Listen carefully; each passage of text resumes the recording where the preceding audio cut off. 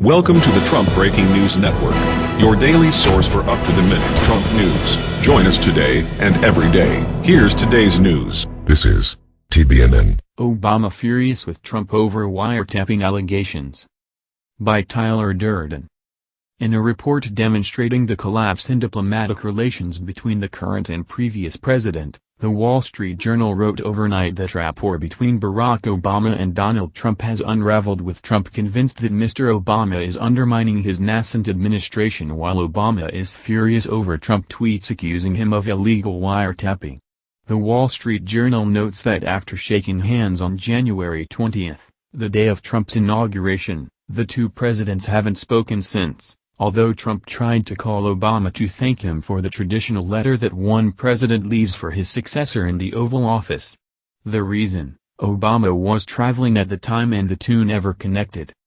As an amusing aside, The Wall Street Journal adds that the rift is distancing Mr. Trump from a former two-term president who had offered to give private advice and counsel as the one-time businessman settles into his first job in public office.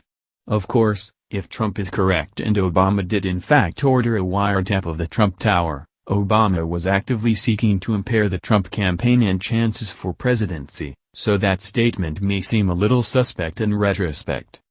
Accuracy of the report notwithstanding, it is obvious that the bad blood between the two people has grown to unprecedented levels. Douglas Brinkley, a presidential historian, said the open friction has upended tradition, an almost unwritten rule that you treat your predecessor with a degree of grace and decorum. There are these kinds of things that have happened in the past, but nothing to the degree where a sitting president would charge his predecessor with a felony, Mr. Brinkley said. It creates a feeling of instability in the United States.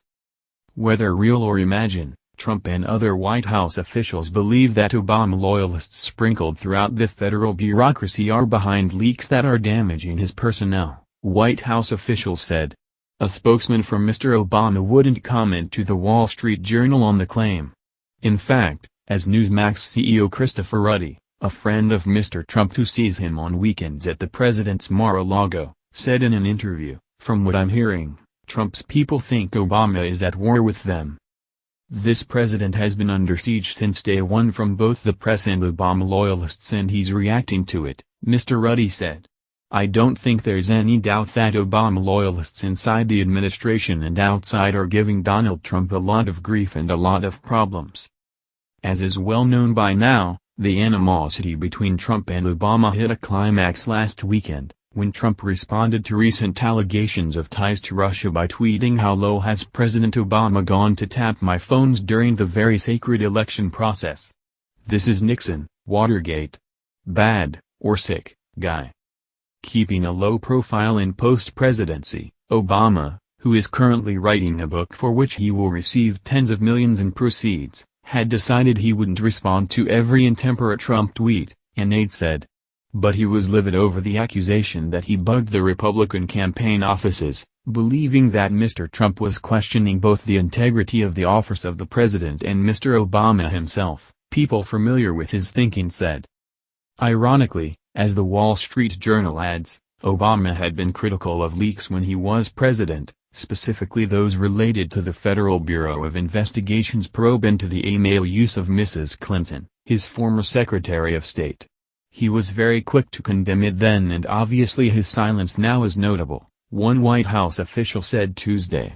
Obama, in an interview with the mobile news outlet Now This News just days before the November election, said that when it comes to investigations we don't operate on innuendo, we don't operate on incomplete information, we don't operate on leaks, we operate based on concrete decisions that are made.